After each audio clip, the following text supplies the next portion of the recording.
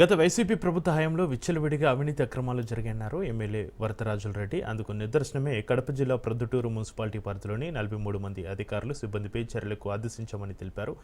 గత 5 ఏళ్ల వైసీపీ పాలనలో ఎమ్మెల్యేగా రాచమల్లు ఇష్టారాజ్యంగా వ్యవహరించారని ఆరోపించారు ఎమ్మెల్యే వరదరాజులు.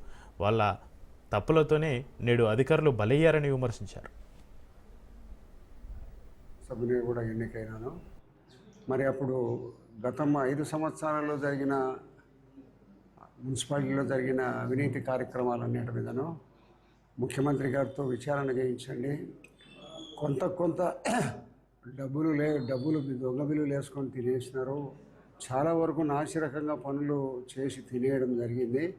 అవసరం లేని పనులు కూడా ఎన్నో రికార్డులు చేసి మున్సిపల్ కౌన్సిల్ అందు ఆమోదం చేసి పనులు చేయడం జరిగింది అని అన్ని రకాల పనుల మీద విచారణ చేయమని చెప్పి ఒక రిప్రజెంటేషన్ ఇచ్చినారు.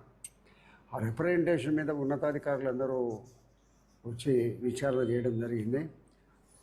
మన అనంతపురం ఆర్ఎడ్డి గారు కానీ మన బయట నుంచి కొంతమంది ఎగ్జిక్యూటివ్ ఇంజనీర్లు వాళ్ళందరికీ వచ్చి ఈ విచారణ చేసిన తర్వాత దీంట్లో తప్పులు జరిగినాయని ఉన్నతాధికారులకు నివేదించడం జరిగింది.